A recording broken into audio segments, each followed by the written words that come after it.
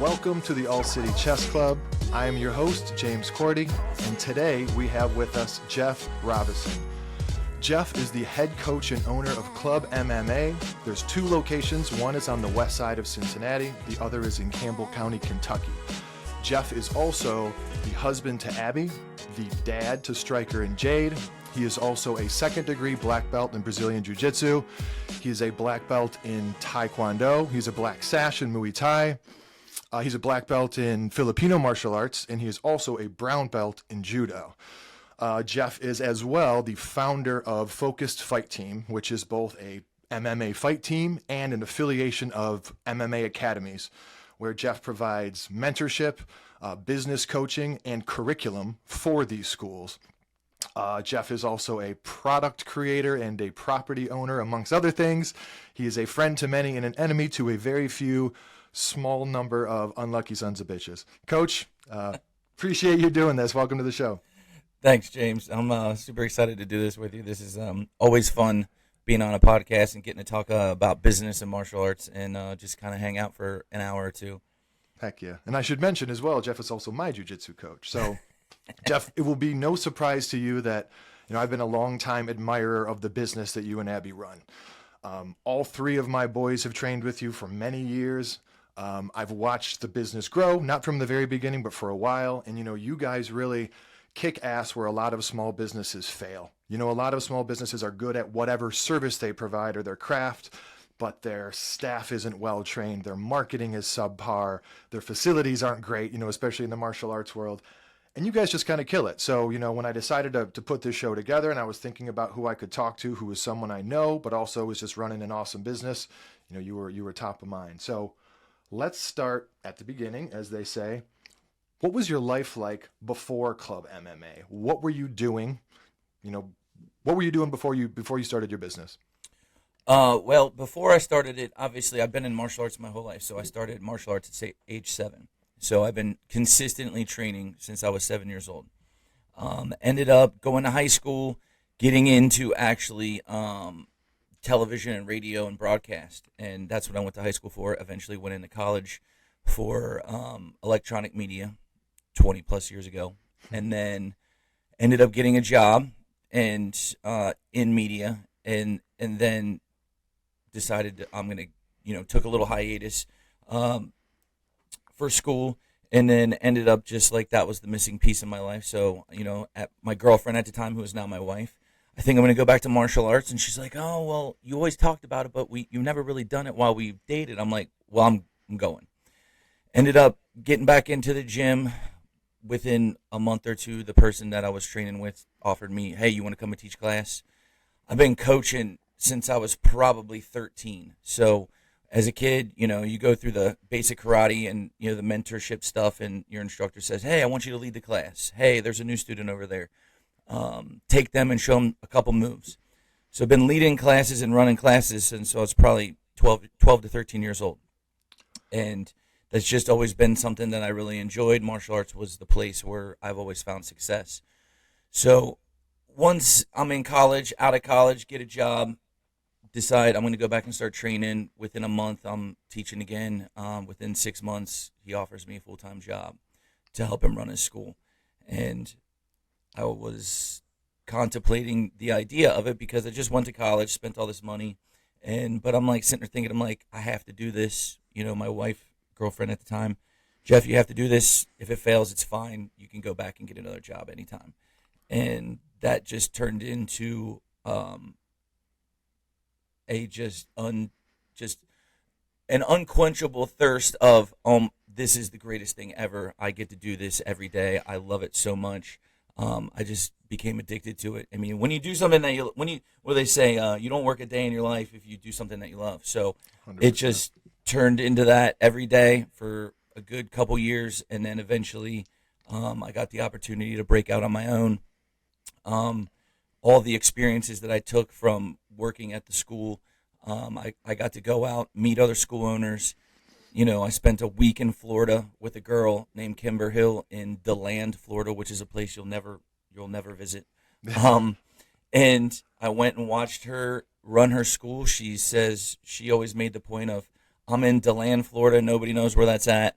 I have 500 students. And I'm like, and now this is like early 2000s. Yeah. And I'm like, I can do this. I can learn how to do this. And I didn't really care about business until I needed to make more money because I wanted to move in with my girlfriend, get married, and do all that stuff. So that's when I started really caring about business and started learning about how to sign people up, how to talk on the phone, how to get these business skills, and really understand how to serve the community. And I think that was the best education that I ever got, was learning how to do all that stuff. And because on the mat, I mean, I've been coaching for a really long time. I could work with kids, I could work with people, had some charisma, and I knew my stuff, and I was really interested in martial arts. So the study of it was always easy to me. But the business side, when you're put kind of on the chopping block of, I want to build a family, I want to, support my family doing this, we have to start caring about the business side. And that, I think, is probably the most underrated side of the martial arts industry. Is everybody's passionate about teaching, but they feel bad about the whole business side, the money side, the asking for money for your service. But if you split your time, on the mat in the office, and you can be a black belt in both, there's no reason that you can't be successful. And with the shift of martial arts in the past 20 years going to more mixed martial art, if you didn't jump on that bandwagon of learning jiu-jitsu and kickboxing and wrestling and boxing, you're kind of getting left in the dust. People wanted what you didn't have, right, in terms of the arts. Right. So you had to stay up to date on that. But if you didn't, have the business side, you weren't going to have a place. You weren't going to be able to keep the lights on. You weren't going to be able to do all that other stuff. So you have to know your craft, and you have to care about business. And two, the thing about business is you're going to read a lot in books. You can learn a lot in college, but you need to know your industry, and you need to know how your industry works. And when you understand how your industry works, I think that's where you really kind of figure it out. So before Club MMA, I had an understanding of how a business was ran and the things that were important. And then turning it over into my own place, then my wife jumped on board. And my wife is the reason why we have nice things, because she comes from a marketing background. She's a graphic designer, brand identity. So she knew stuff that I had no concept nor cared about. And she's the reason why the school looks nice and the facilities look nice. Well branded. I got my hat on social media. And two, I come from a media background, but I could design a flyer, I could make a video, I could do all that stuff. But she brought to the table the branding and the identity and said, this is who we are, this is what we are, we're going to back that play every day. And so she is the other half of Club MMA. And I get punched in the face for a living, get thrown on my head, get to coach, get to yell, get to scream. But she's the reason why she created the identity. And for me, having a business, hold on one second here, sorry. Having a business partner that understands the opposite side of the game, I mean, it's invaluable. Well, but it's just the amount of confidence that I have, because I trust her with what she does, she trusts me with what I do, and we meet in the middle. I'm not saying we don't have heated business meetings and stuff like that to where we're working it out, but I mean, I can't do it without her. She's the yin to the yang, you know what I mean? And then the staff that I have underneath me is also a huge supporter and a huge piece of the gym and the business. They've been so consistent, that team, and I want to get to that. But let me ask you this, because I know that they say in sports, and I know you are a fan of great coaches. I see, you share a lot of wisdom and philosophy from great coaches, but not every great player, not every great martial artist is not only not a great coach, but they're not necessarily interested in teaching. Mm-hmm. So kind of the picture you painted is, and tell me if I'm right or wrong here, you've kind of been interested in the full package from pretty early on. You loved martial arts, you enjoyed sharing, and then you said, okay, in order for me to make a living doing something I love, I also have to learn the business. But is it accurate to say you wanted to be an MMA coach or martial arts coach pretty early on? And what is it about coaching that you love, if that's true? If you read, and it's funny because I just, you go over your parents' house sometimes, and every time you'll find a box that's yours, right? And I was at my mom's house a few years back, and in the ninth grade at Bridgetown Junior High, I had to write an anthology, biography about myself. And it said, "What's the future look like?" And it said, "One day I'd like to own my own martial arts school." So I knew what I wanted for a long time, and getting the opportunities that I had, I jumped on them. And that's probably the most scariest part is, you're out of college, you have a job, it's paying you money, you have a career, and then this opportunity, this like dream job comes along. I was lucky. I was like 22 years old. And if I failed, it was okay, and even if I failed now, it would be okay. But I'm fortunate enough to. The ship has sailed.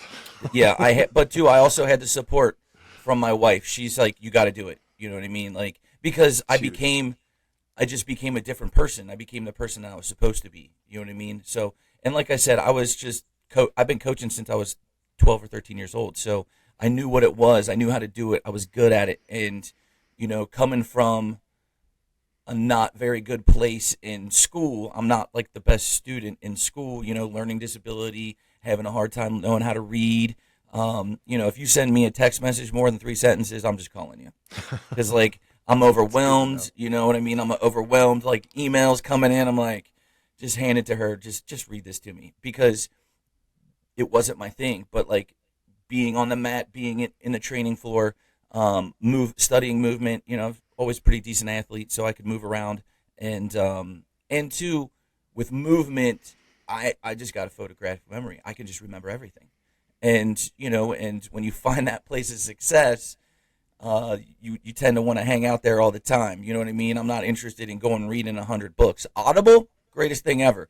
You know what I mean? Like I love it when books are read to me. But if you said, "Jeff, you have to sit here and read this book and write a report," yeah, I quit. I'm not doing it. So I think a lot of people will be happy to hear that. And I try to tell my kids that because school was easy for me, right? So my parents didn't have to say or didn't think to say, "Hey man, there's a whole bunch of paths in life. You can go be a sick landscaper and make $1 million a year and build a business, right? You don't have to sit at a computer." Now I was just, I don't love sitting at a computer. That's why I come train with you every day that I can. But, I get it. And I think people will be happy to hear that it's like, hey man, again, you can have struggles in school. That doesn't mean you can't be wildly successful in life. Right. Well, and it's there's also a lot of people out there that aren't getting told that. You know what I mean? Like right. I came from my dad's a hardworking engineer. My brothers are both electricians, and I was kind of expected to just get into a trade. So even like going into like the radio and TV stuff, I got resistance because that wasn't the norm. Oh, you're going to be one of those people that stand behind cameras, and that's that could have been classified as weird. And then now I teach martial arts, so I know my family loves me and supports me and stuff, but I was kind of the black sheep. I just saw things differently, and two, before all of this happened, and well, when we started the gym, my wife is super smart, great at school, super intelligent, great thinker, but like I'm a dreamer, man. Like I see something and I want it, and the best thing you could do is tell me no, you can't do that, because like, cool, I'm gonna go do it. And I've always been that way. Yeah, you just known you for a handful of years and not on a deep level, but you've got follow through and execution, which again I think is what a lot of people. An idea is easy, waking up every day. I mean, you guys work 7 days a week. I don't know how many days a year, but like you guys grind, man. And I don't know. Like I said, I admire it. Hey, you mentioned, I think you said you first kind of got the opportunity to start coaching at 22. When did you open your own doors? What age were you? I was 28 years old. Okay. Literally 28. April 15th, 2008. 27, and then I turned 28 like a few days later. So was Jade born yet? No, my daughter was not born until 2011. So and what was Abby? Oh, sorry. Go ahead. She was born 2011. Okay, so 2.5, 3 years before Jade was born. What was Abby doing at the time, work-wise? So my wife is a graphic designer.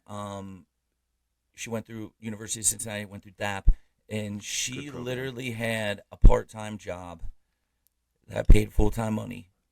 Nice. Working for this is kind of funny. She worked for a Catholic church product organization. So this organization sold products to the Catholic Church. So like statues, stations of the cross, priests could buy their vestments and their chalices, and they'd buy their Eucharist and their wine. So they had thousands of products. So she was the product. She created the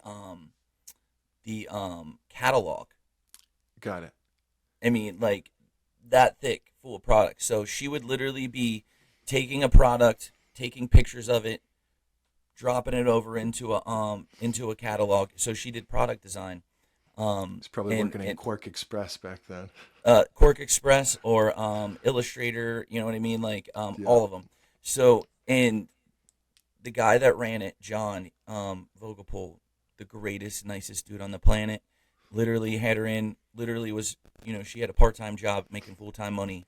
And because if you go back in some of the catalogs, she'd be like, I need you to come in and wear a priest outfit, and I need to take be a a picture model? of you. Yeah, so I'm in a catalog that's distributed over 50,000 churches across the world, and they were just so great with her, and so she got to work part time doing that, and then literally would hustle to the gym, and then she would run the front desk at night. But it was just her and I, so I would be at the gym in the morning, either cleaning or doing stuff or training. If I had private lessons, I would do that. She'd show up at 4. We'd run all the classes, and then go home together. And we were able to make that happen. And she worked there all the way up until 2015, and then she finally pulled the plug and said, "All right, we're 100% entrepreneurs." Nice. Isn't that wild, man? I remember at a very young age, just driving through like uptown areas and small towns and seeing locksmith like retail locations. Right. And I was like, damn, like a locksmith, how much money could a locksmith possibly make in a month to be able to pay rent? And I guess my point is church supply company. I would have never even thought. I mean, that business has to exist, but like there are just so many niches. There are so many businesses out there that you would never think about. Well, right, that owner, I mean, he started that business. He got into importing goods from Italy and all across the world, and started as in his garage, and then worked his way up to this, 50,000 square foot facility to where they had like an on-site spot where you could go and shop, and then everything else was shipping and receiving. So I mean, it's awesome. It could be anything, and he was a devout Catholic, so that's why he wanted to do it. And he was known across the country and across the world. People wanted stuff, they called him.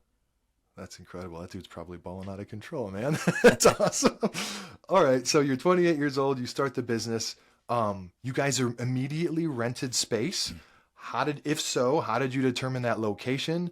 And what were you, if you remember, like what were you paying in rent? Or I guess better than that, what was kind of your overhead at that first location that people might not think about? Obviously you needed gear, and I imagine you had to pay electric. And yeah, so, well, first off, I mean, I'm 28-year-old nobody, and if it wasn't for my father-in-law who co-signed the lease, we wouldn't have had a spot. And and we literally applied for a $25,000 credit card, 1 year, 0 interest, and had some cash on the side, and wheeled and dealed every opportunity we could get to buy mats, to pay the first month's rent and the last month's rent, which is our deposit, and then we just got to work. I mean, I was fortunate enough to have some really great friends buck up and show up, and we built walls, we built an office, we laid the mats, we painted, and literally opened in 10 days. And then literally just hit the pavement running. Got out in the neighborhoods, hand flyers out, built the web page, started promoting it, and within 6 months we had 100 students. And that was in 2000. That was in 2008, which is like worst economy time of your and I's life. Oh, wow, yeah. So and grinded it out. I mean, like, let's put it this way, James. I was doing $10 an hour private lessons. $10 an hour. And my first private lesson client, old man Bill, used me and abused me. He trained every day. Oh, Jeff, I'm It's going to like get another one tomorrow. Let's Yeah, go. and so I guess the biggest thing was I remember a time when Abby and I were sitting down and having dinner with some of her friends, and they're all looking at her like, "What if this fails?" And my wife looked them dead in the eye and said, "It's not. Yeah, We're and going to what if do it doesn't? we're going to do everything in our possibly power to not let it fail. And if it starts to fail, we're going to change and we're going to make it better and we're going to fix it and we're going to do what's necessary." And my wife was so confident in me at the time. I wasn't confident in me that it made me more confident, So having her in the corner and just saying, "This is what we're going to do." And sometimes you need another leader to push you, and she was a boss, man, and Hell yeah. that's still how it is. You know what I mean? This is what we're gonna do. This is how we're gonna fix this. This is how we're gonna do that. We literally got out. We made every contact that we could make, trying to get into schools, doing after school programs. We were, after school programs. We were doing walkathons. We were doing, and we still do that stuff. I mean, that's Yes, you still our do. best marketing is just getting out with the community and serving the people. So So say that again. How many students did you have? How quickly? we went from we went to 100 students in 6 months. 6 months. Okay. So Now do you this is remember? really before Facebook and like major social media. I think YouTube Yeah, was just getting started. I didn't even know what any of that stuff was. Everything was just get hand to out there hand. and do it. Yeah, literally, like get out there, show your face. We did the West Fest. We had booths. We had you know we would go out and do a demo. We would do whatever thing we could just to be noticed. Do you remember what you were charging membership wise back then? I'm trying, and really my point is this. I'm curious about the math. Like rent wise, and again, if you don't remember, I wouldn't remember, but is it like a mortgage? Are you paying 1,100 $1,200 or something like that Yeah, for I mean, rent? well, at that time, you're signing probably like okay, so the thing about businesses is like when you get into the retail spot, and everybody wants to go brick and mortar, brick and mortar. So if you have like a product based business that you're not going to sell online, but it's going to serve your community, like a convenience store or like a gas station, whatever. Hmm. Um, and you have a brick and mortar. This is the thing that you learn about business. Okay, brick and mortar business is you're going to rent. It's going to be a per square footage lease with a $2 to $3 cam. What is cam? Cam is common area maintenance. So it says $10 a square foot on the sign, but what they're not telling you, it's a $3 cam. So you're paying $13 or $10 or $23 per square foot per month. So if I think we were paying probably 2,500 a month for 3,100 square feet in 2008, and so that's your per square footage plus your cam. So common area maintenance would be like snow removal Okay. or grass cutting or if there's anything that's in the area and everybody in that shopping mall is gonna split it. Traffic lights out front or something, whatever it Traffic would be. lights, Maintenance whatever, of the or property. to like just repaving the parking lot. It comes from the cam money. Okay. Depending upon where you're at, some cam might include trash or water, and then you're paying a monthly rate at a common lease is 3 years. Landlords really like that 5-year lease, Sure. but we signed a 3-year lease, and my father-in-law co-signed. Once my first lease was up, I literally walked into the management company, looked the guy right in the eye, and said, "All right, I'm gonna re-up. I need his name off of it. I've done this for 3 years. I've paid every day, every month on time, and like Yeah. I would." And the thing for me is my landlord. Everybody hates landlords because they just think they're shisty. Well, my landlord was pretty cool. I would literally show up at his office every month on the 30th. I would write the check in front of him, and I would sit and have a 10 to 15-minute conversation with him. And by the time I was getting ready to move to my second location, he called me and asked me if I would be interested in partnering with him and buying a complex. So That's be a awesome. partner, be a partner, Build trust. rent from the complex, but also be an owner. Heck yeah. Because he was significantly older than me, and he's like, "Well, I'd like to get this property, get you in there, blah blah blah," and then eventually I'd have somebody to sell it to. But you would also have ownership right out the gate. And I'm like, that sounds really cool, just not for me yet. I wasn't ready for that next step. But as far as renting a space, there's going to be certain things that you're going to want to read. You'll get a lease. You'll have to sign everything. You want to make sure you read the lease. I think what's really important is a lot of people don't understand what it means. So get a lawyer, read the lease. The biggest issue, especially in the martial arts industry, is making sure when you sign a lease if you sign a lease in a strip mall, is make sure there's a non-compete clause. Similar business can't be in the same area. Similar business can't be in there. That happened to a friend of mine, and I was like, hey man, we need to talk. Don't sign the lease until we look at it and make sure that there's a non-compete in there. Literally, sure enough, the scumbag landlord let him sign his lease and then brought in another martial arts school. Oof. And totally just screwed him over. They got to fight. Yeah, I mean, and that's the thing. And it's like, and that sucks, you know what I mean? So making sure people take the time to read the lease, understand what you're responsible for. Like I have a lease in my Kentucky school. My landlord down there is amazing. So, and I mean, he'll come in and fix stuff for us, and a lot of landlords won't do that. You know what I mean? So like, but you also have to know, like, are you responsible for everything inside the building or outside the building? If you're responsible for stuff outside the building, like the HVAC, well, if you sign the lease and it breaks the next day, you got to pay for it. Right. So make sure, or two, if you're going to be responsible for servicing that kind of stuff, you need to know. And two, before you sign the lease, I need that thing serviced, and I need a 1-year warranty minimum on like the HVAC. The roof won't be your issue, but like HVAC could get tied into the lease. So you kind of want to make sure you know about what you're signing, because you could really screw yourself. In HVAC, I've just replaced 2 of them this summer on my building, and you're looking like $8,000 a pop. Oof. And that could hurt you. Imagine it's nice to have, a Rolodex of people, if you're not doing this work yourself, and I don't know if you are, that you can call quickly, right? Because, I mean, certain times of the year, it'd be pretty tricky to get by without heat or without AC, although it's a freaking martial arts school. Suck it up. For right. A couple days, I will say this. I guess one of the best things about the gym, besides the martial arts, is the community.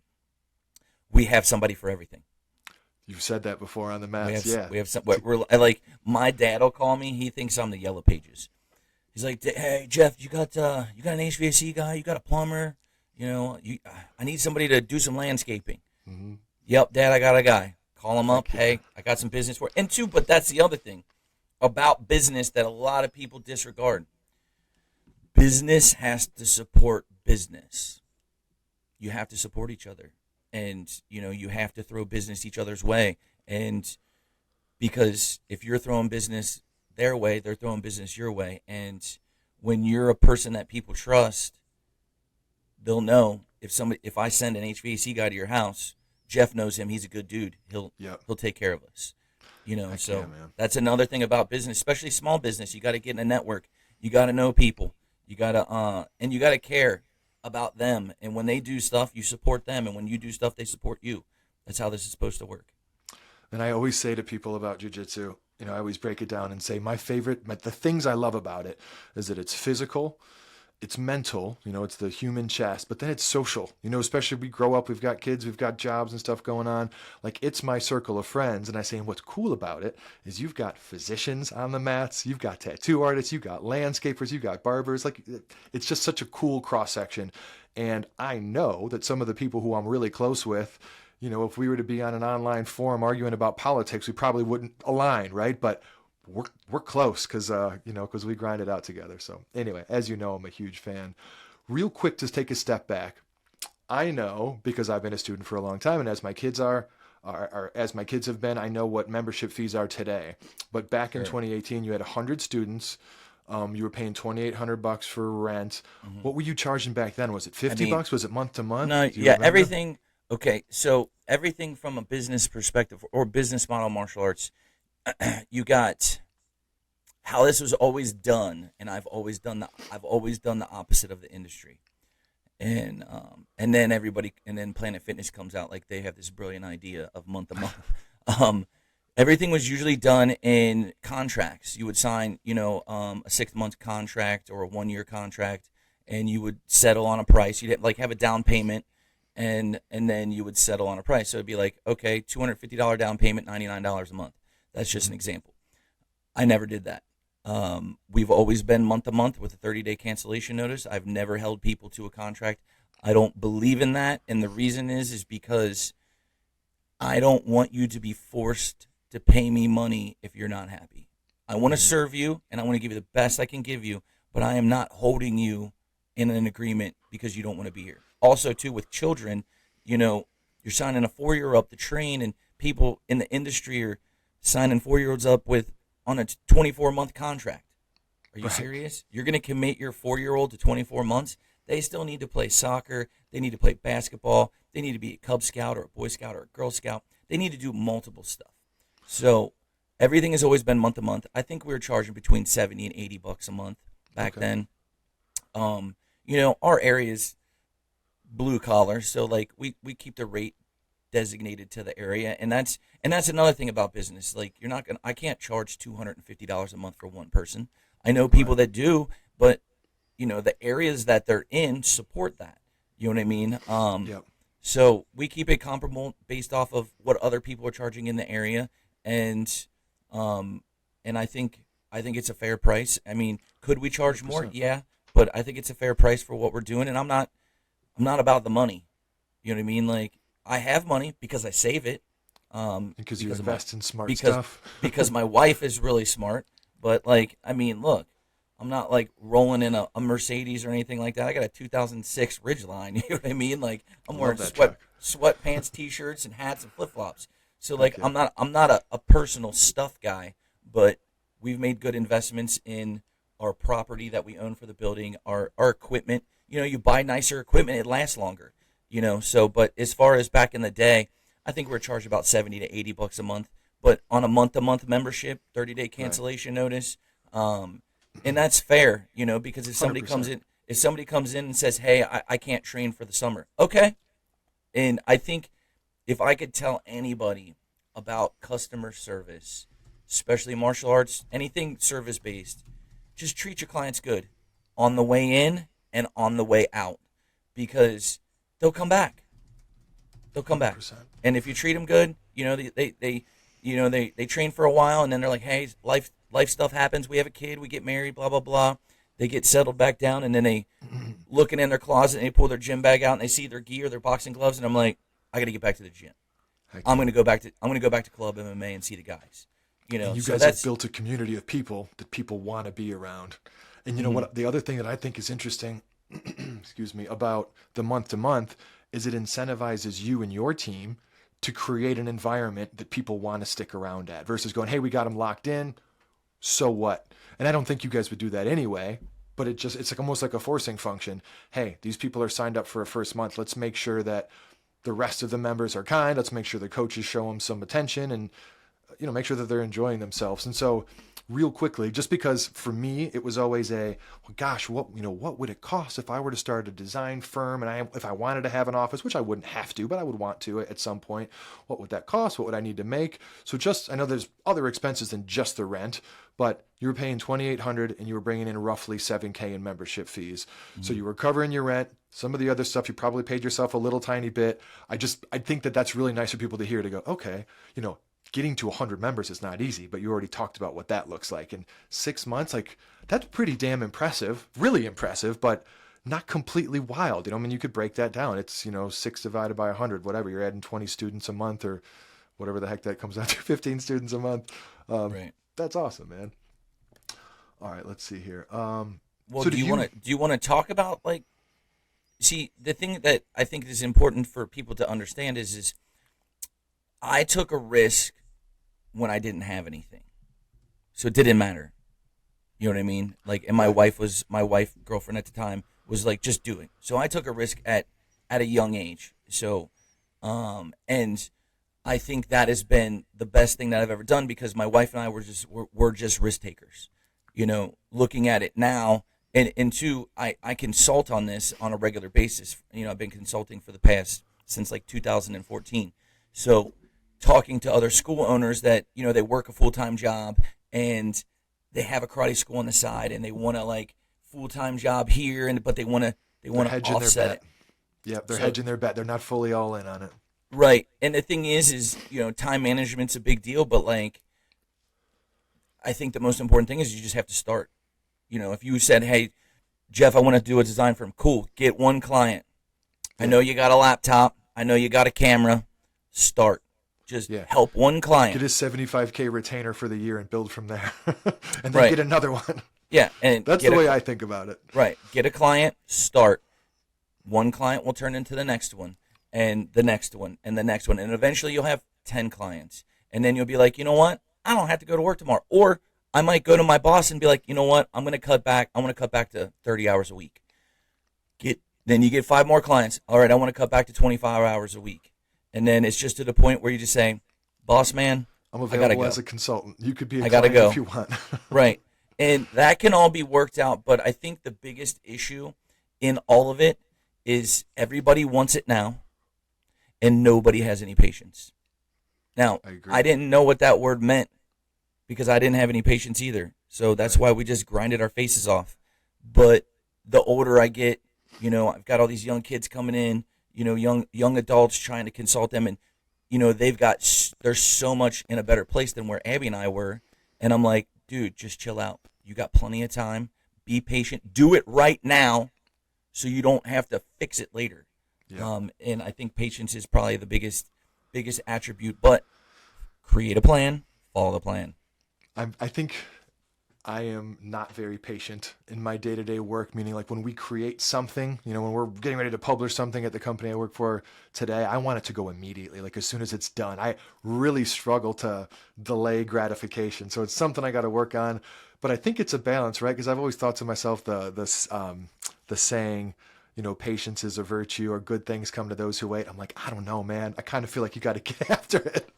No, I agree with what you're saying, but I also believe that there's strategy and patience that a lot of people don't get to explore. So like jumping on something right out the gate, or, if you've got the product ready to go, you need to do test runs first.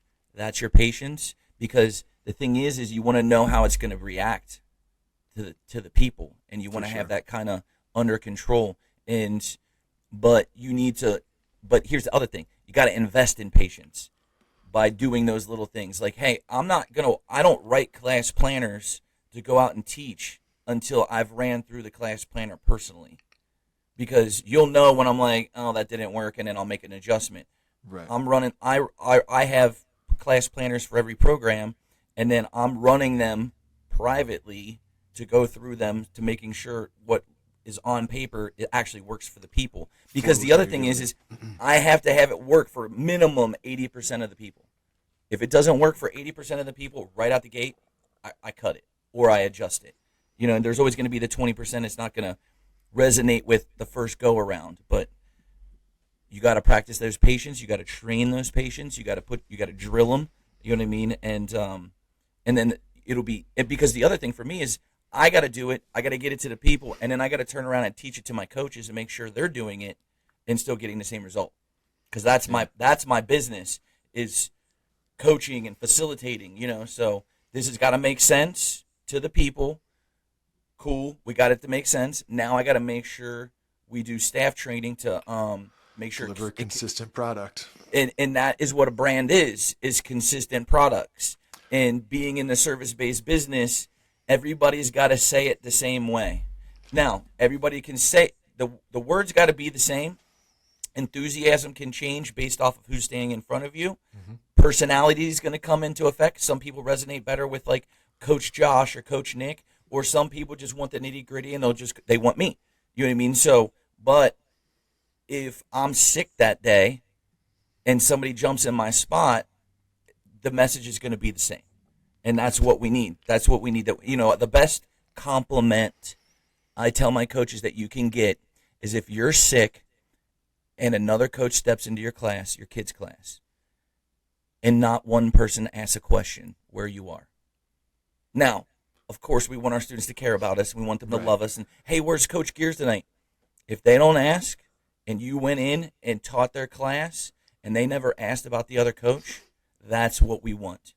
And Seamless then, experience. right, the best compliment I got one time, I was covering for Hubler, one of our coaches. He's our main 8 to 12-year-old coach. And I go and teach a class. A lot of the kids don't really know me. I introduce myself. I run the same class, the same way he would do it. Got done. One kid raises his hand. He's like, hey, you're just like the other guy. Thanks, And dude. that's the best compliment we can get, because the consistency on the mat, that's our product, is the consistency of service. Heck yeah. So I wanted to ask you about, what were some of the biggest challenges in the early going, or what was the key challenge?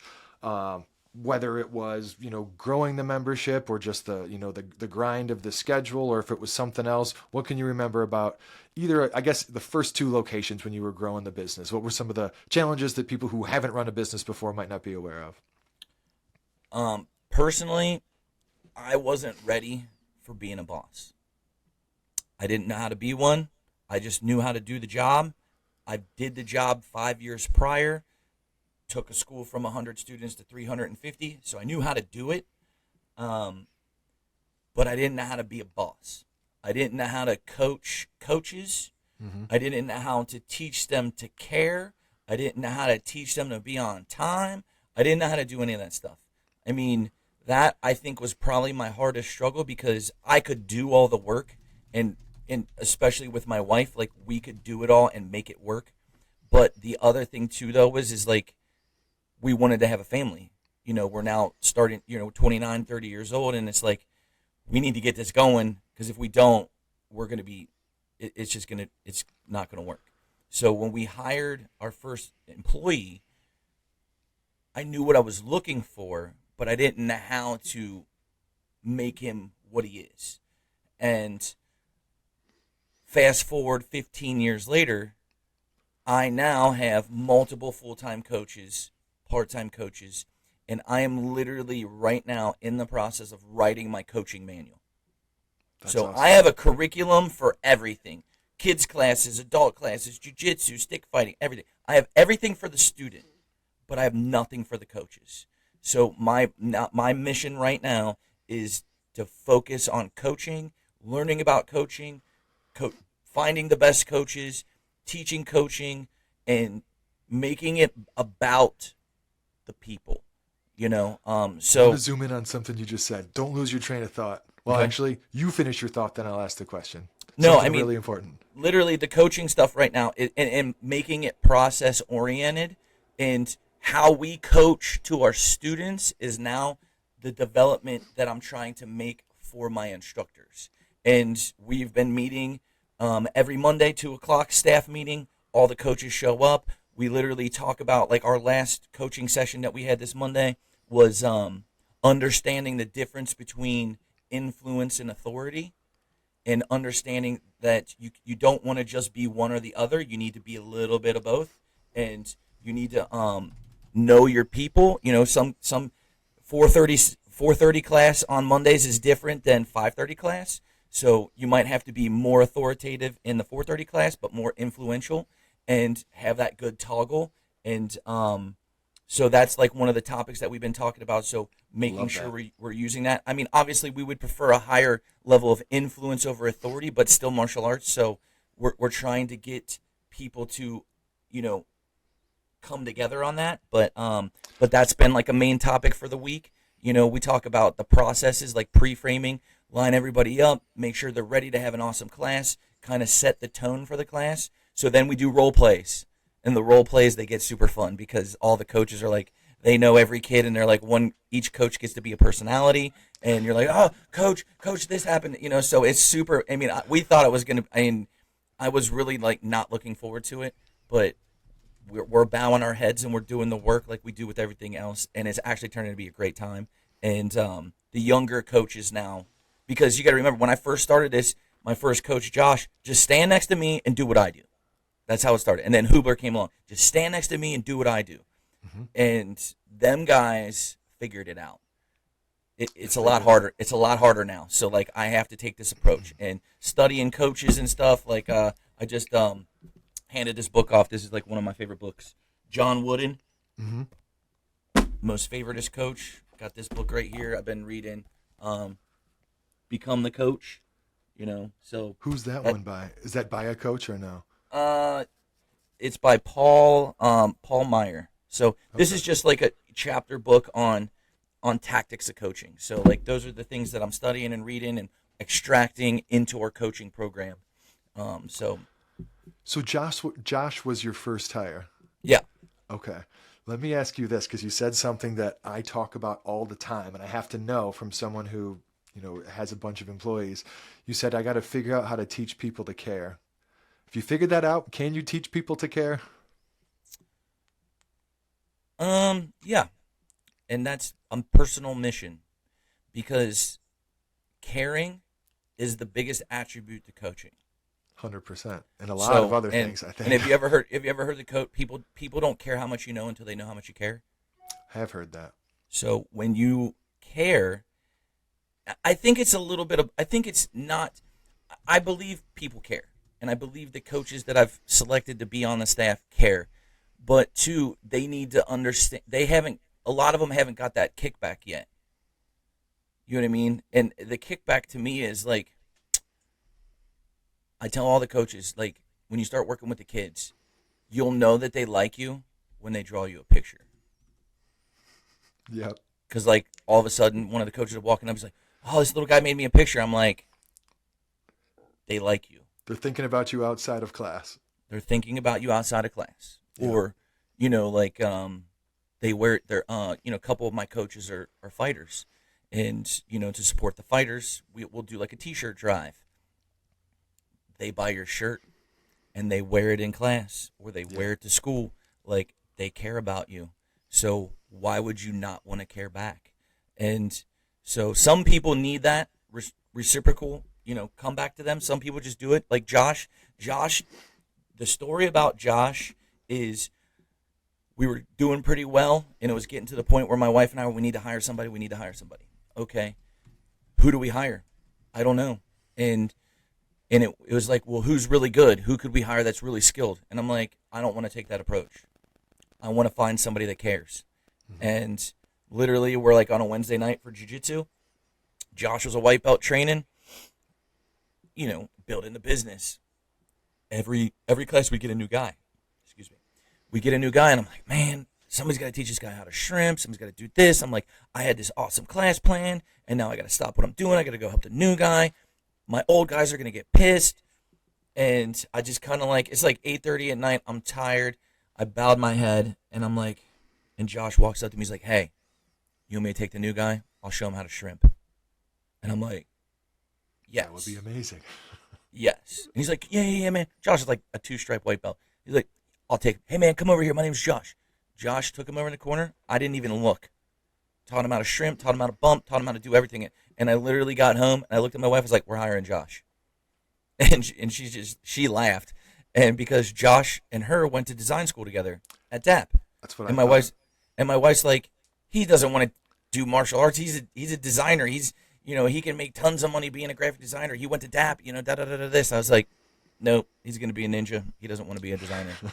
And we proposed it to him. The guy literally came in and did almost like a year internship, maintaining a full-time job, and we hired him full-time.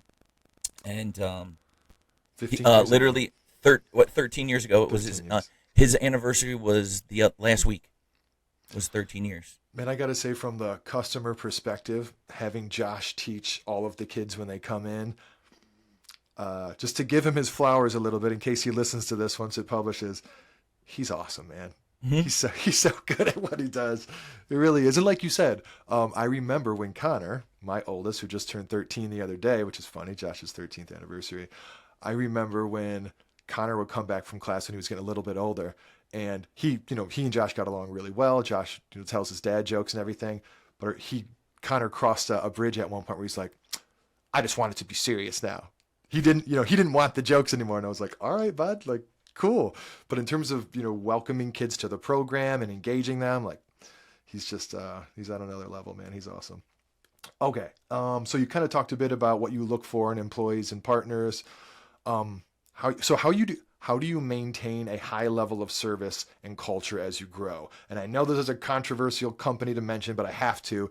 Chick-fil-A, You can go to Chick-fil-A in the west side of Cincinnati. You can go in freaking Santa Monica, California. You roll up to the drive-thru, and it's just consistent. Not the food, the service. Right. Food probably as well, but I've always been just blown away by that. I literally study Chick-fil-A, man. Like, I was literally on the phone with one of my guys, and we were just talking about service and business and the consistency and, like, how do you take a fast food restaurant and just have every protocol on the planet? I mean, like, I would work at Chick-fil-A just because of seeing how the service is and wanting to be that awesome. I don't know, man. Like, I Chick-fil-A, Disney World. I mean, I've taken my kids to Disney World. I've gone on Disney cruises. The best, most highest level customer service. You literally feel like a baller.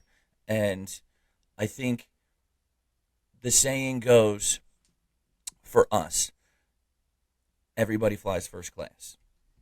That's the goal, is everybody flies first class. We try our best to maintain it. Do people fall through the cracks? Of course. But everybody flies first class. Everybody has the opportunity to train and not be withheld because they don't have the funds. You know what I mean? Like, there's plenty of martial arts schools where it's, oh, well, this is the $100 program, and you get to come to 30 minutes of class. And then the $150 program, well, that first 30 minutes you get to come to, and then you get to stay an extra 15 minutes. But these people don't. And then if you pay the $199 program, you get to stay for the whole hour. Like, I'm not down with that. I don't like that. I want everybody to be a part of it, and you know what I mean? And like, and don't get me wrong, being a small business, trying to keep everybody on the same page of, and I think what's important is priorities. Like, when I read a couple of good Disney books, and instead of having rules, they start with priorities. Priority number 1 for Club MMA, safety and security. Safety and security on the mat and off the mat and in the parking lot. You know what I mean? Number 2, best customer service that we can offer. If there's an issue, we address it. We're on top of it. We're thinking about it. I got a staff meeting planned today for an issue that we had the other day. We're gonna get to the bottom of it. We're gonna solve the problem. And then thirdly, best martial arts that we can offer. And I'm not starting with martial arts. I'm starting with safety. Safety is the number 1 priority. Customer service is number 2. Martial arts is number 3. So I think starting with priorities, when it comes to customer service, everybody flies first class. And if we can help, we will. You know what I mean? Like, there's been, and, I'll take a loss if I have to. If I got to throw you another belt or I got to do this, like, whatever, dude. Like, I just want you on the mat. I want you showing up. And so I think making sure your people know what is your situation, what do you care about, what do you want your business to be known for, what is your niche. And, if you're a product-based business, have good products. And if they malfunction, hey, man, I'm going to send you another one. For sure. You know what I mean? Like, there's been great organizations out there, like jiu-jitsu companies. Like, hey, I bought a really nice belt. I spent a lot of money on a jiu-jitsu belt, custom. They send it to me, and I'm like, this is a wonderful belt, but the bar was too big, and I didn't like it. And I was like, hey, man, I'm not satisfied with the belt. I'll just eat it. I'm going to buy another one. Nope, you're not going to eat it. Keep the belt. We're going to give you 50% off your next purchase. And they took care of me. And I'm like, man, I will buy from you forever. So no, take care of people and know what your product is. You know what I mean? And sell it in the perspective. Like I said, I really like that everybody flies first class. That's not my idea. I took it from somebody else, but that's the point. And it's a point well made as well, where it's like, you guys do an awesome job. All of your coaches, from Nick to Josh to Jerry and Joel, Ethan, and some of the younger people as well, all do an awesome job coaching. Don't forget Blake. We gotta talk about Blake. My bad, Blake. Balaki. I'll tell you what, he's a tough SOB, that dude. What does he weigh? $150, $160? Oh, easy. Yeah, he's strong. But yeah, I just consistency. I know it's 2 locations right now, but like, I go to Northern Kentucky often. It feels like home over there as well. They did run an amazing school. What made you guys? When was it time, and why was it time to open the second location? What made it feel like the right time? It wasn't. It was literally out of thin air. My wife and I, it was 2019. My wife and I were literally like at the crossroads of, are we leasing? Are we going to sign another 5-year lease at the spot we are at? Or we were going to look for real estate? And we were trying to make that decision because my 40th birthday was creeping up, and I'm sitting there thinking, I'm like, all right, I can pay a 20-year mortgage, be 60 years old, have my own property, make an investment for the future, or I'm going to pay, if I do this for 20 more years, I'm going to sign 4 more leases, inflation's going to hit, I'm probably going to spend $1.6 million in rent over 20 years. Mm-hmm. And I literally, we were kind of already on the hook with a real estate agent who were some personal friends, and they sent us an email, and it was like, hey, this building's coming on the market in a couple days. We can get in it. We can look at it. And my wife's like, no, I'm not interested, blah, blah, blah. And I said, we're going. And we walked through, and I'm like looking at the building. I'm like, this is awesome. And she just literally just didn't have an emotion about it. And we got done, and I looked at her, and I smiled, and she looked at me, and she just I want to say no so bad. She's like, but I can't. This is just perfect. And so we're in negotiations, doing all the business stuff, getting the loan. A couple days later, I'm folding. We held an in-house jiu-jitsu tournament at the gym, and a former client showed up to watch another client, and it's going really well. He comes up to me, hey, how's it going? It's Joel Lapolis. He's like, hey, Jeff, so good to see you. We taught his kid for years. He did a little bit of training. He's like, hey, man, I'm going to call you. I'm like, okay. And I'm like, I don't know why. I haven't talked to you in a couple years. Like, why would you want to talk?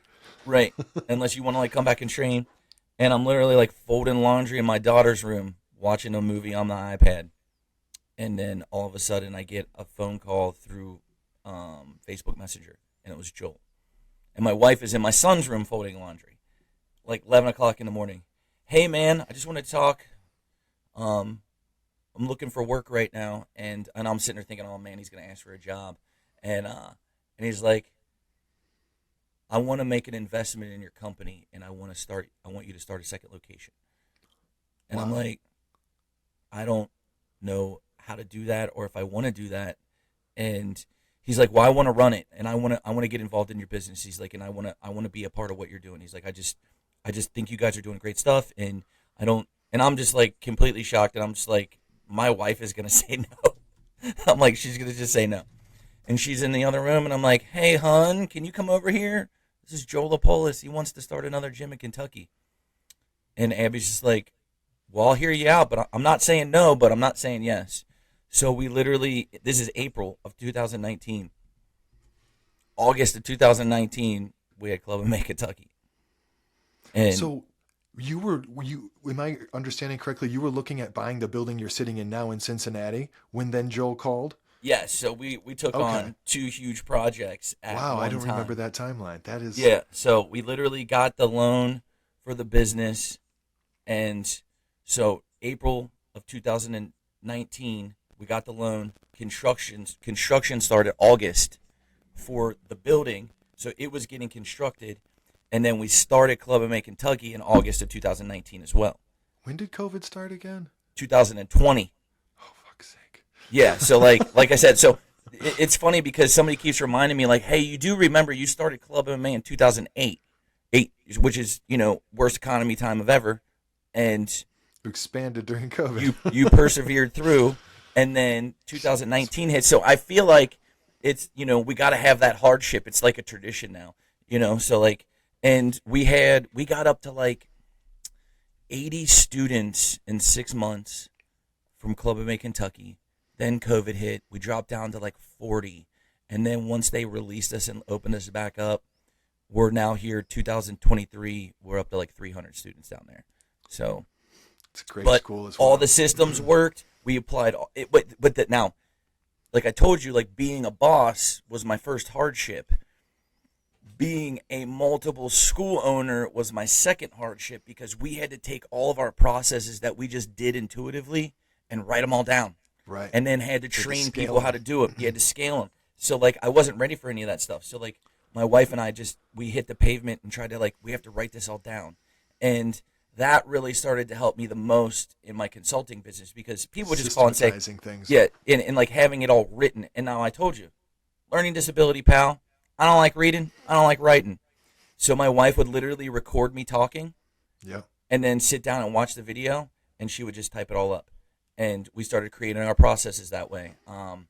And now it's going pretty well. And now I'm trying to take the next step of systemizing coaching to where we now can have a coaching program within. You know what I mean? I'm talking like kids like your son Connor's age, 13 years old. Hey, man, you're going to get on the leadership team, and I'm going to start teaching you how to coach now. Because by the time you're 16, I'll have here you can work. right. Yeah, I'll have 20 kids in the coaching program, and then I can start. That's my pool of hiring. You know what I mean? Kind of like MLB. Have the farm system. Yeah. Because that's the one thing that's missing in mixed martial arts is there's no farm system to get these guys to become pro athletes. It's all done. It's all done in the little mom and pop shop gyms. You know what I mean? Right. So it's not like oh, you're gonna play select baseball, then you go to high school baseball, then you go to college baseball, then you're in AA, AAA, major leagues, or the same with football. You know what I mean? Like you're going to college and then you go to the NFL. We don't have that for mixed martial arts. Mixed martial arts is still too new, and there's no organizational leagues, minor leagues, college, high school stuff. So it's up to guys like me and our community to build programs to start getting kids ready to fight if they want to be professional mixed martial artists. Yeah, it is kind of the Wild West still. Couple quick things. I always struggle to remember her first name, and for the life of me, I don't know why, because I see her 3 times a week. But I also want to shout out Shannon in Northern Kentucky and Sally, who are also huge contributors over there. I remember when I first started going to Northern Kentucky consistently, I showed up right around Christmas, and Shannon hands me a basket of like candies and treats and stuff as if I were a normal student out there. And I was like, what? And then I look and there's like little vodka bottles and stuff. And I'm like, this is the nicest thing anyone's ever done for me. It was so cool. So she is an absolute rock star as well. Real quick, on the Joel front, how well did you know Joel when he made this call about starting a Northern Kentucky location? I just knew him as a student from a couple years back. That's wild.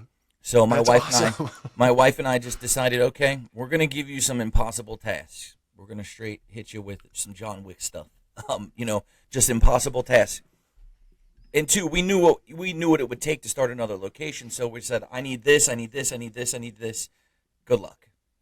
He calls me back in a week. All right, I got that all done. I got location spots set up. We're gonna go meet the realtor. We're gonna go look at all. I'm like, oh my God, we're really doing this. And then I'm like, cool, pack your bag. You're coming to headquarters. You're going to train with us for the next 4 months on the mat every day as a full-time employee, and I'm not paying you. And he did. This is school. And then I had Jerry, because I'm sitting there thinking, like, when I hired Josh, I was the enforcer. So I was the head coach and the enforcer. And then I hired Josh. He gave me relief. And then I'm sitting there thinking, I'm like, I need to hire an enforcer. So I hired Hubler. Young, tough, and Josh and Nick balanced each other out because Nick was the tough, rough one, and Josh was the nice, fun one. And then they kind of hung out, and Nick is more fun because of Josh, and Josh is more tough because of Nick. So I'm sitting there thinking, I'm like, all right, I got Joel. He's going to be the money guy. He can sign people up. He's going to manage. He's got children, and now I'm like, I need an enforcer. Jerry was already coaching for me through one of my affiliates. So I was just like, hey man, you want to do this part-time or you want to do it full-time? And he's like, I'm done. I'm ready. So Jerry's been down there, and then Jerry was already coaching Solomon. Solomon was young and doing privates and stuff, right? Doing privates and just taking classes from him. So Solomon came along. Solomon is, I'm not going to lie, like he's one of the greatest instructors that we have. This kid is just fantastic. He is the epitome of living in the gym. Like he was how I was with a kid. If I could have went to martial arts every day, I would have, and I would have stayed there for 3 to 4 hours at a time. And Solomon is homeschooled, and he spends all his time at the gym.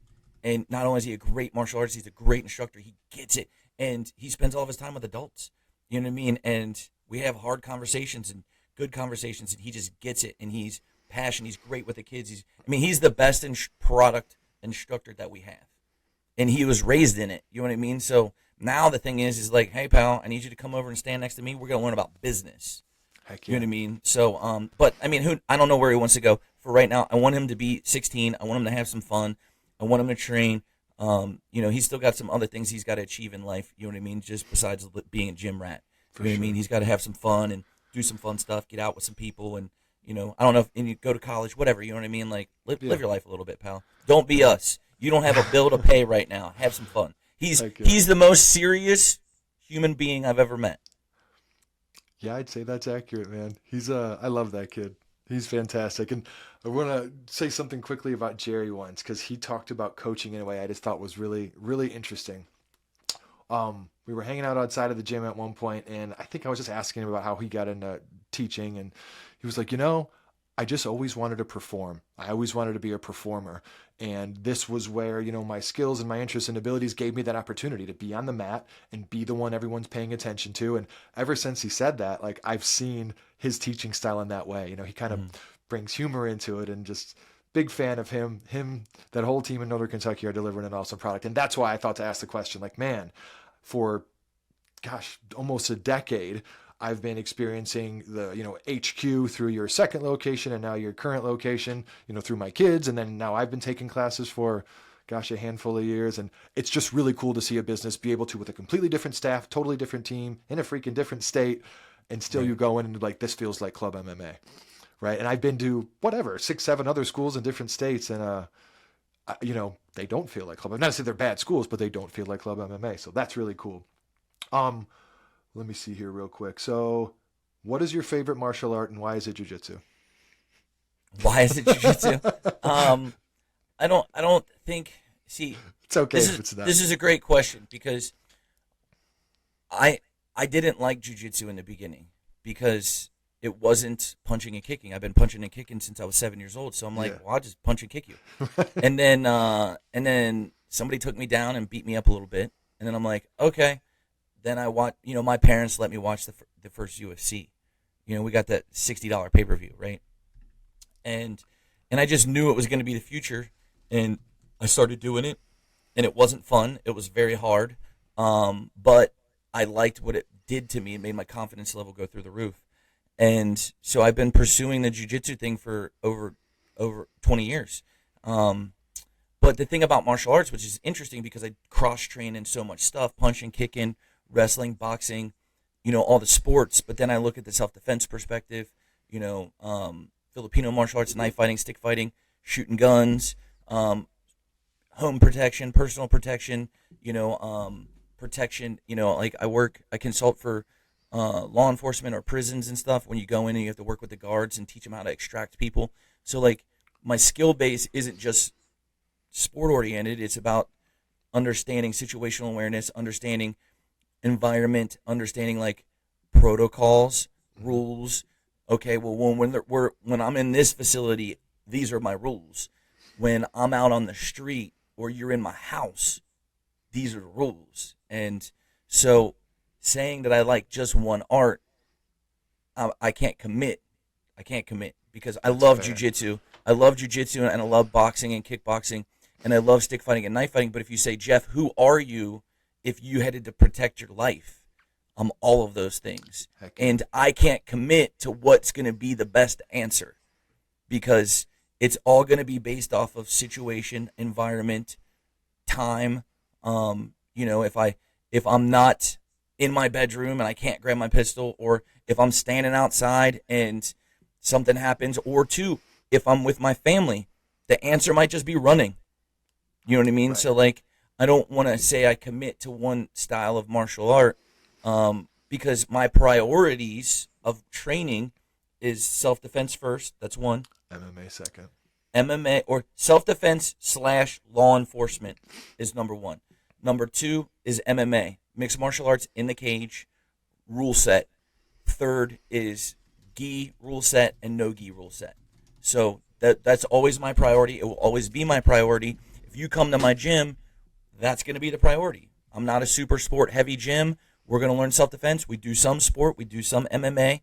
I do lots of law enforcement seminars, and, got lots of cops and stuff. So, like, I try to use my skills and knowledge to give people what they want. But when it boils down to me as a martial artist, like, look, man, I will throw a handful of coins in your face and punch you, and I'll take off running. That is the answer. Or two, I'll throw my hat in your face and boom, I'm gone. Or if my kids are with me, my situational awareness is so much higher.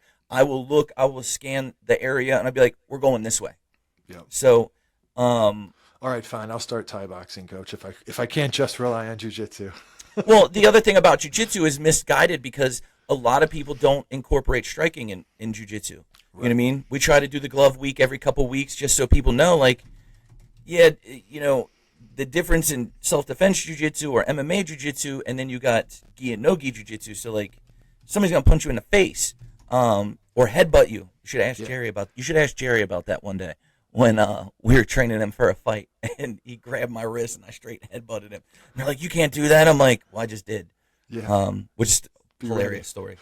But, yeah, no, I mean, as far as, like, styles of martial arts, I think jiu-jitsu is probably one of the most dominant, and I think it teaches people body awareness. I think, like, if you said, let's reframe the question. Instead of what's my favorite martial art to train, what's my favorite martial art to teach? Mm-hmm. And if I had to pick one martial art to teach and I didn't get to teach any other ones, I would just teach jiu-jitsu. Because jiu-jitsu can encompass a lot. For sure, because you can't incorporate striking, you can't incorporate self-defense, and you can incorporate weapons. Like, you know, like we can talk about getting out in the parking lot and like, hey, I'm walking up to my vehicle and I open up the car door, boom, situation.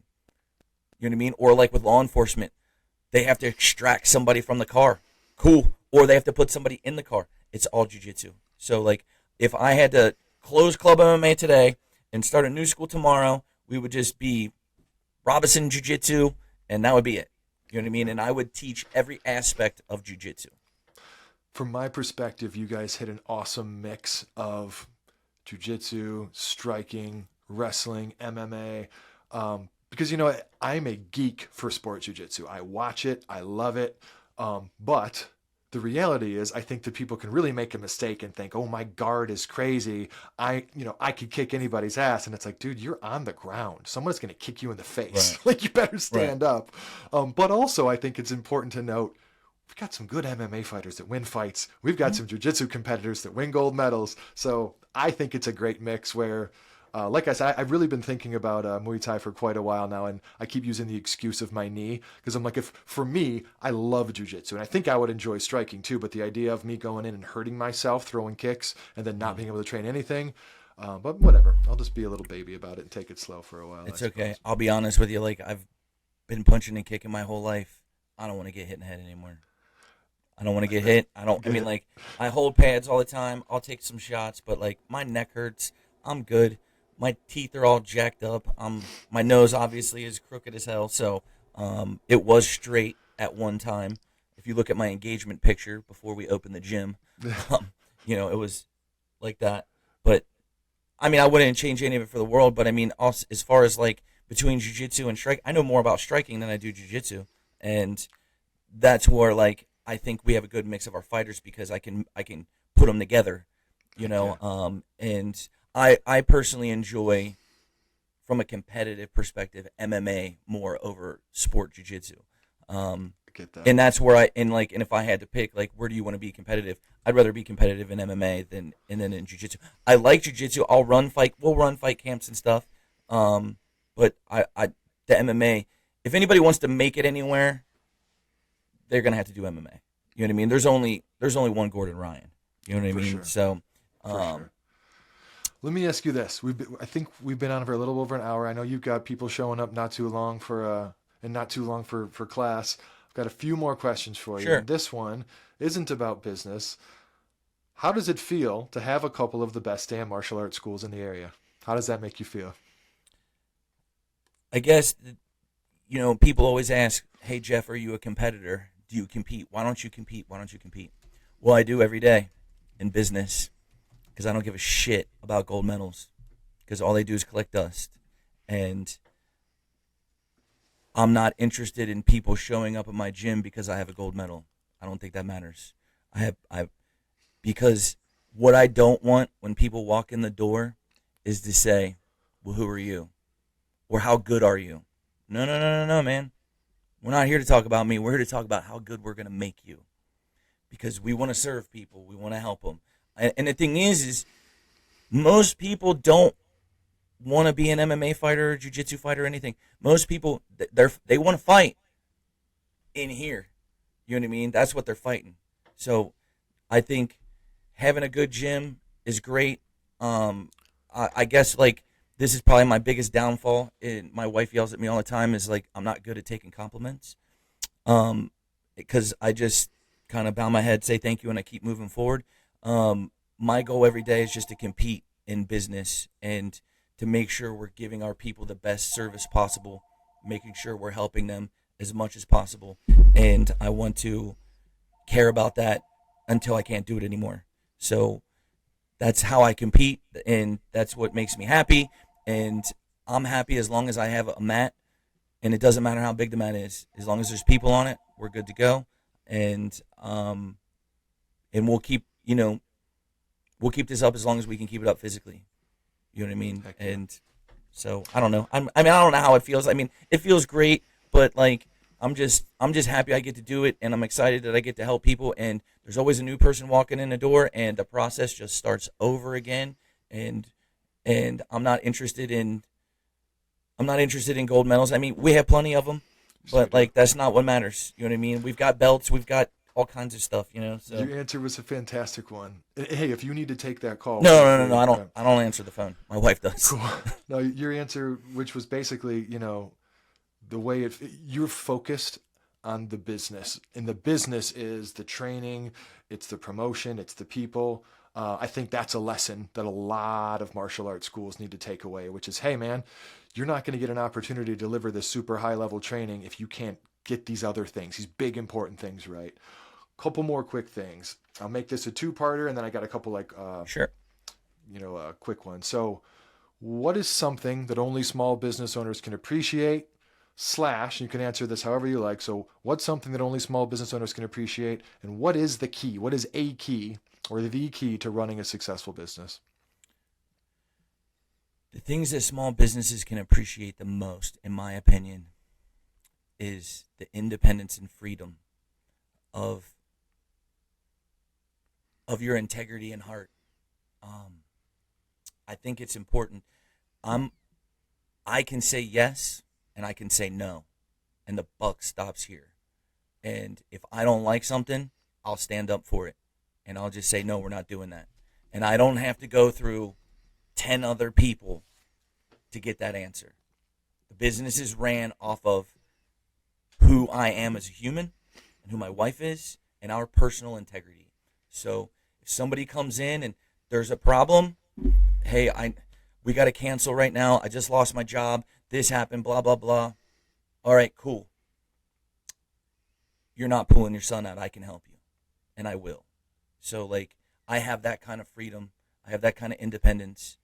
If somebody acts like a complete asshole and they're just disrespectful and this and that, nope, get out. I don't have to deal with you.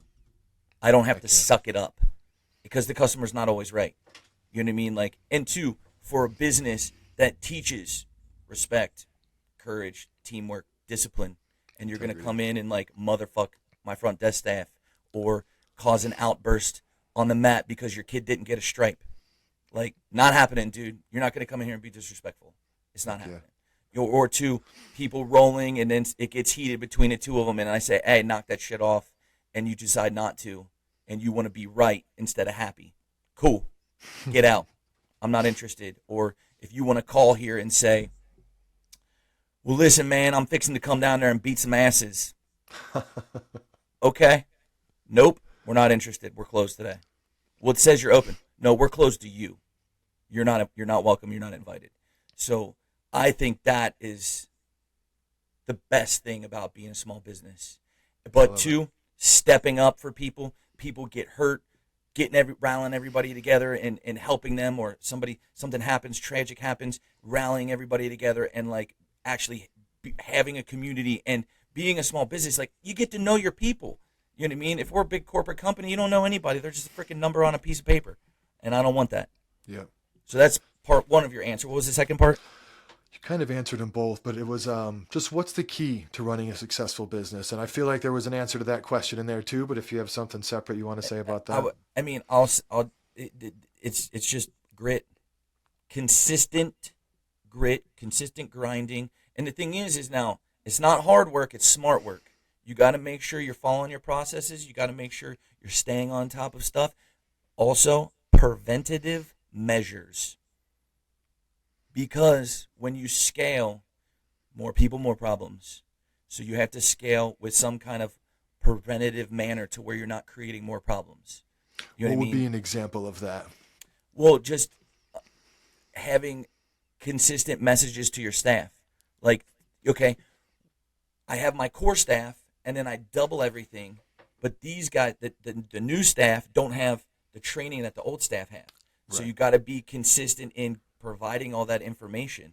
And then, two, also you got to remember, like, if I'm the head guy and I train these two guys, so let's say I'm 100% and they're 90%, anybody that's behind them, the highest they could ever be is 89%.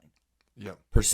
So, like, I have to be sure that I'm not just Filling letting in these gaps. guys. I have to go in and come around and say, no, we're not doing that. Come back, let's start back over. And that takes a lot of patience, and I'm not the best at that. That's why I'm trying to do all this coaching stuff and to get better understanding of the mindset of how I need to coach the coaches. So, yeah, staying on top of that, just making sure you scale patiently. You know what I mean? Don't just be like, all right, we're hiring 10 new people and they don't know what the hell they're doing. Because what that does is brings down the level of service and it kills your brand. Well said. All right. 3 places that you've not been that you would like to visit in your life. That I've not been. Yeah. Okay, well, I've not been to Brazil, but I don't want to go there. So I'm gonna start. I'm gonna start with that. I'm good. I don't know. I mean, I'm pretty lucky, man. I've got to go to a lot of places. I've got to go to What Thailand. are 3 places you have gone that you would recommend someone go? Well, I would definitely go to Thailand. I've flown through Japan, but I didn't get to stay.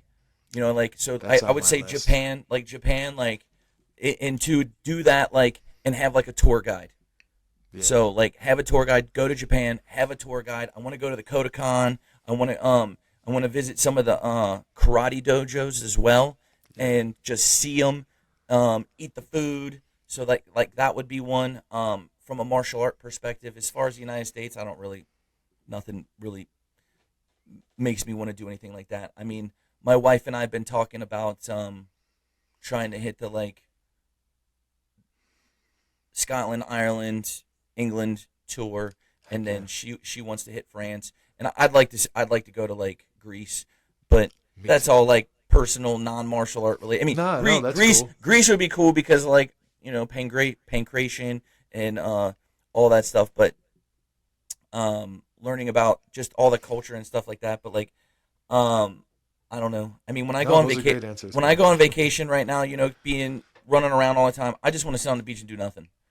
I'm not like a hiking Not person. looking for an active vacation. You have an No, active enough not life. in any way, shape, or form. Like, I'm not, like, I'm a dud when it comes to, like, this is where I spend all my time and my energy. So, and I love it. You know, I just got back from I was just in New Jersey over the weekend teaching a seminar, and I go up there and I'm there for 3 days, and Friday night seminar, Saturday seminar, and then I get to hang out with my pal BJ, and, you know, we eat. And he's like, and he wants to take me places. So I'm like, okay, cool. I don't have to be in charge or organized. I guess vacations for me would be like just not having to be in charge, you know, and Yes, just that like, makes okay, all the sense hey, in the we're going to world. do this excursion. Cool. Do I have to do anything? No, I just get to show up because it's not too often I just get to be the client. You know what I mean? Like, Mhm. I'm always being the leader and facilitating and organizing stuff. Just tell me what to do. Cool. We're going to go here. Awesome. I We're going to won't fish. complain. Just take me. No, 100%. You know, or we're just gonna sit. I can just sit and do nothing and rest. You know, because the body. This takes a lot of wear and tear, man. Here's another one in a similar vein. Who are 2 people, dead or alive, you'd want to have dinner with? I'd want to have dinner with who's alive, Dan Inosanto. Listen to him talk. He's probably one of the highest level martial artists that I look up to. I think he would be a very interesting person to talk to and just hear what he has to say. I think another one would be Jigoro Kona, the creator of judo, because his influence has impacted jiu-jitsu and he was an educator, and he organized judo from jiu-jitsu to put it in the schools, create the belt ranking system, like his understanding of creating a hierarchy for belts and how it would make people feel like they've achieved something. Like, I'd like to hear him talk. I'd also like to hear like Genshin Funakoshi talk, who was a creator of karate, a system of karate. I mean, there's a lot of them. I mean, like, obviously everybody would say, oh, well, Bruce Lee, this, that, but I mean, like, I don't know if I could connect with a guy like Bruce Lee, because Bruce Lee was just a different human being. That's why I'd want to talk to Dan Inosanto, because Dan Inosanto was his student. And Dan Inosanto had to process it all, because Dan Inosanto's normal. You know what I mean? He wasn't a stud athlete or crazy, insane. So, like, I think I would get more out of listening to Dan Inosanto talk than I would hearing it straight from Bruce. You know what I mean? Because Bruce was a freak of nature. There's no way I could replicate any of that. But Dan took it, and Dan was an educator. He was a teacher. So, like, he was able to take it, formulate it, put it into a perspective that the world could understand. There wouldn't be a high level of Jeet Kune Do and an understanding of Bruce Lee if it wasn't for a guy like Dan Inosanto or Taki Kimura, and all the original students of Bruce Lee. So that's why I would choose Dan Inosanto over Bruce Lee. I can dig it. I'm wearing a Bruce Lee t-shirt right now. Actually, no, I was thinking you might say Bruce, but I like your reasoning a lot. That makes a ton of sense. No. Who would be another business owner, locally or otherwise, that I should talk to on the podcast? Doesn't have to be martial arts related. Business owner? Yep. I got one for you. One of my most favorite people. His name is Mike Metz. Him and his wife, Ashley. They own Metzcore. They're a local Cincinnati business. They run Metzcore, which is an adult special needs facility. Mike and Ashley are two local West Siders. They work with adult special needs. They run an adult special needs daycare. So they've got their residents that come in. They have a fleet of vans. They go pick them up. They bring them to the facility. They have programming all day long. They do field trips. They do all kinds of stuff, all kinds of therapies, and they got a huge staff, and they are serving the greater Cincinnati area. And these people are building a community but they're educating the community about adult special needs. And I was fortunate as a kid when I went to St. Jude. We had Margaret B. Ross, which worked with special needs, and we would go over and volunteer. So, I mean, I was like, yeah, great. I mean, we just did it. And as I got older, I've got to work with adults, American Down Syndrome Association. And one time, I would see all these Metzcore vans driving around the area. And one day, because if you ask me a great question, this would be a great question to ask me. What would you do, Jeff, if you didn't teach martial arts? And my answer is I would work with special needs people. And it was just that time where I was just like struggling a little bit, working too much, grinding it out. And I just needed something from my heart to make me feel good. And Metzcore called us. And they said, do you guys want to teach a class to our people? And my wife knew where I was in my mental space and just already volunteered me. And it was the greatest thing ever. And they came in, and we've had a relationship with these people ever since. It's been years. And I just did a 6-week course with them over the summer. Mike and I, the owner, text and call all the time. And I got to go over and see their organization. And not only did I get to see what it is, I'm watching them grow. They just literally bought an 80,000 square foot building. Wow. Helped them, I don't want to say consulted, but like mentored a little bit with the process. Their organization is so big, they make me look like peanuts. You know what I mean? But these guys are just some of the greatest human beings. Their staff are amazing. Mike Metz is a good dude. Ashley, good dude. Good people. Local West Siders. And, ask them about their community and what they want to do and how they can educate the community with adult special needs, because our world needs to understand adult special needs, and that it's not, they're the most amazing people on the planet. And if you're not smiling when you meet these people, you're wrong. Something wrong with you. Right. That's You're an just awesome wrong. one. And I think and I think and two, they're local West Siders. They're literally a mile down the road from my gym, and I get to have coffee with these guys. I get to go over, volunteer. And the best is like there's this one guy, his name's Kyle.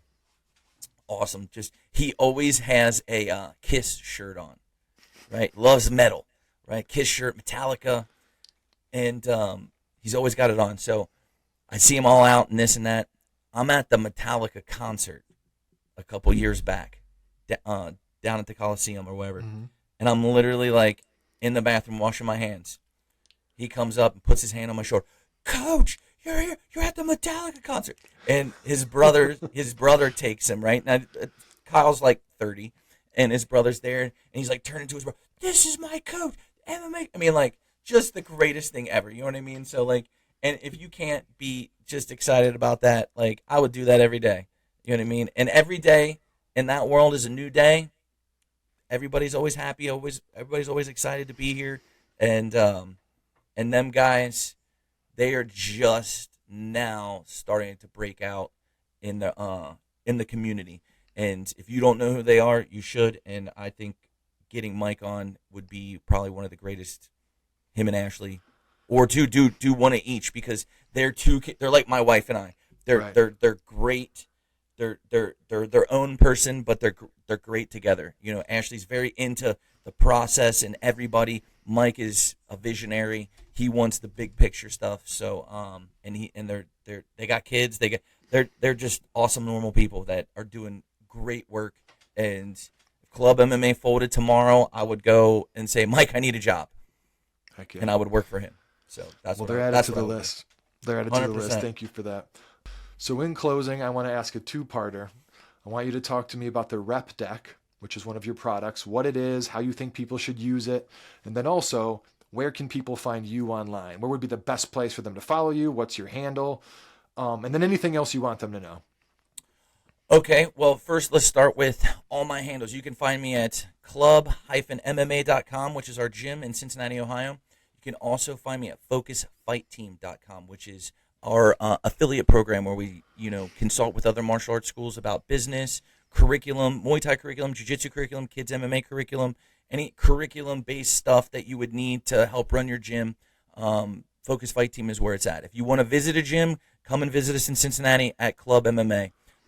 As far as products, the product that I've designed is called the Focus Rep Deck. The Focus Rep Deck is one of the biggest dilemmas in training jiu-jitsu, in my opinion, especially when you're not in your school with your coach taking a class. And the issue is you and a buddy meet up in your garage, you bought mats, hey, let's get together, let's drill. What does that really mean? And a lot of people, what will happen is you'll show up, you'll do a little stretch, a little warm-up, you'll talk for 45 minutes about a move, and then you won't get shit done. You'll not be sweating in any way, shape, or form. You'll be like, well, I only got 15 minutes. Let's just roll. Right. So, and that absolutely frustrates me. It frustrates me more than a coach going out to the mat, looking at their students and be like, what do you guys want to work on today? I hate that shit too. It is absolutely brutal. You're the coach. This is your business. You should have a plan. So the goal is when I work out with my training partner, here's the other issue. If you and I go to the gym to lift weights, we have to decide what we're working that day. Chest, back, buys, legs, whatever. And if we're going to stay together in our workout, we have to do the same workout, right? Only thing that's really going to adjust is the weight, right? Yep. So if we do jiu-jitsu, everybody thinks, well, we got to do the same workout. No, we don't. This right here, the Focus Rep. Hey, I got one. The Focus Rep Deck is a combination. So what it is a workout facilitator. Okay, so I have the cards. The idea behind it, and when I invented this is like back in 2012 with one of my like 16-year-olds. We would meet and train, and we would come up with, all right, let's talk about the suits. So suit number 1 is passes. So you got your cards are split up into numbers, So it would be like 5 passes, right? Then your second suit would be escapes, takedowns, sweeps, transitions, and then submissions, okay? And then I also, just for fun, threw in a couple wild cards. So everything is suit-based. So now my recommendation when you do a workout is you pick 3 suits. So let's say a takedown, a submission, and a pass. So James, me and you are going to work out today at 10 o'clock. We're going to do the rep deck. I need you to pick 1 takedown, 1 pass, and 1 submission. Now, James, what belt are you? Blue. You're a blue belt. I'm a black belt. I don't want to do blue belt shit right now. I want to do black belt shit, right? So now this is how you get to do what you want, and I get to do what I want. So if I said, James, what's going to be your takedown? Tell me. Knee tap. Knee tap, great. I'm going to work my ankle pick, okay? James, what's going to be the pass that you want to do? I'm going to go Toriando, bullfighter. Good, you're going to do that. I'm going to work my X pass. James, what's the submission you're going to work? Let's see if I go Toriando. I'm going to go straight to the S-mount armbar. Okay, S-mount armbar, great. I am going to do my X pass, and I'm going to, now, here's the thing. This could be completely random, or it could follow up, right? So let's just say I'm working a specific submission. I'm working loop chokes from butterfly guard. So I'm going to be random. You're going to do a consistent follow-up, right? So now what we do is we take those 3 suits, shuffle them up real good, flip 5 cards. First one is 4 takedowns. Now, here's the issue. If we do the takedown to completion every time, this is going to take forever. So I have my setup. Wrist collar tie, quarter turn, shoot the ankle pick, but I don't take you down. I jump back up, quarter turn, shoot the ankle pick. On my last one, on my 4th one, I finish the takedown. Then it's your turn. Then you do your knee tap. You'll come in, you'll snap, hit the knee tap, touch me. Snap, knee tap. On the 4th one, boom, fall to the ground. Flip the next card. Work into submissions. We're learning how to practice and drill. You get to do what you want. I get to do what I want. The confusion is now that I'm having when I'm selling these is, well, I thought you were just going to tell me what to do. You're right. I messed up. I'm going to tell you what to do now. So I am now working on workouts of the day, Love that. taking that idea and saying, okay, I'm going to create the workout of the day, and I'm going to give you some moves, and I'm going to shoot some videos and teach you guys how to practice. So you can use this product. Because once you have a template, then you're like, oh, well, now I know how to do this. I'm going to tell you right now, if you hustle, this will take about 50 minutes. Now, wild cards, those could be anything. They could be 50 arm bars. They could be burpees. Usually what I do for wild cards is I'll do 25 jumping jacks, 25 push-ups, 25 squats, and 25 sit-ups. By the time you count all the reps, man, that's 100 reps of just exercise plus the 55 reps of technique. And then I'm working on creating logs. Like my wife and I are designing a log. So you can have your workout of the day. You can log how many reps. Hey, I just did 100 S-mount arm bars or 55 S-mount arm bars. I'm going to do this workout until I reach 500 arm bars. Yeah. And you're going to have some analytics. You're going to have some statistics. You know what I mean? Man, you can find a way to gamify that thing a little bit. It's going to go crazy. So that's literally the idea behind it. I haven't really pushed it. I literally designed this on index cards, and I would do this workout with a couple training partners. But I have to be able to take responsibility for the moves that I want to practice. Because let's be honest, you go to class, your coach teaches a move. All right, we're going to do staple pass today or leg on shoulder pass or bullfighter pass, whatever. And they'll give you 3 minutes. And if you're dicking around with your partner, you might get 5, and then your partner gets 5. And then it's, okay, well, now we're going to do the next move or the next pass. You're really only going to get 10 to 20 reps in a class. If you're coming to open mat, everybody uses open mat as an opportunity to roll. Well, listen, what if you just took 15 minutes and did a couple moves? There's more ways to get good. You need to have skill acquisition. You need to have reps on those skills, and then you need to take those skills to live drills and then to open rolling. So the rep deck, I think, is a good thing. I'm working on making it better. I mean, the product's the product. How you work the product, we could take this down 10 different rabbit holes.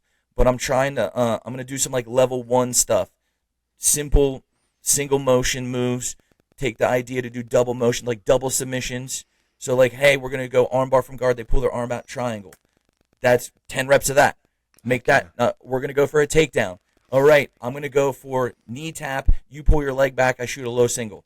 I'm gonna rep that. So that'd be like level 2, because level 2 is 2 motions. You know what I mean? Leg on shoulder pass. You block my hip. I jump over on the other side. So this can be taken so many different ways, and this is just a guide to keep you facilitate. This is a facilitation product. That's all it is. You got to do the smart work though. So I'm going to help with those workouts, and I'm going to write like 10 level 1 workouts, 10 level 2 workouts, 10 level 3 workouts, and that's going to be the goal. Love the companion piece idea, man, and I got to get one of those. I've had mats in my basement forever, and they sit there and collect dust. Maybe I can talk Connor into repping with me now that he's getting a little bit longer. No, I mean, just kind of keep him doing something. You know what I mean? I think, and he's a tough little dude, and I know he's doing all kinds of other stuff, but you could just make that father-son time. You know what I mean? He knows enough jiu-jitsu, and you know enough jiu-jitsu to where you guys can make something happen. Get some work in. Yeah, he's been talking about coming back to Muay Thai lately, so we're going to encourage that. Just wanted to quickly shout out your Instagram account, which is coach_Jeff_Robison. You share a ton on YouTube as well. People look up Club MMA Ohio on YouTube. They'll find the school. If you're on the west side of Cincinnati and you're interested in training, you know where to go. If you're in Northern Kentucky, you got an option there as well. Coach, I really appreciate this. This has been awesome. I appreciate you being my first guest, and I know you got stuff to do. So if there isn't anything else, thanks for being here, man. I appreciate it. No, I appreciate you, pal. I will see you in class, and I think you got a good thing going here. Real smooth, easy to talk to. Keep up on pushing the entrepreneurship. We talk to martial arts, but entrepreneurship is a great thing. But is it hard? Absolutely. It's not for the weak-hearted. And you have to have a whatever it takes attitude and a never give up kind of attitude to keep persevering and pushing forward. But it doesn't matter where you are in life either, as far as your age and your financial situation. If you've got the will to do it, there's a way. But there's a difference between being an entrepreneur and having entrepreneurial tendencies. Entrepreneurs go all in. Entrepreneurial tendencies say, hey, I got my full-time job, I got a little side hustle. And that's okay. There's levels and percentages to all of it. So understand that, and it's okay to recognize what you are and who you are. But don't just quit your job and start a business. Be smart. Do the smart work. Be the smart guy. Do the smart work. And if you have any kind of significant other, you better have their backing. Because if you don't, it's not going to work. It's just going to drive a bigger wedge in your relationship. That is a major key, man. The most important decision that you make is who's backing you. You know what I mean? And I'm lucky. I'm fortunate. My wife backs everything that I do, and I back everything that she does. And she's the best decision of my life is my wife. So she's the reason why I have great things, and I love you, baby.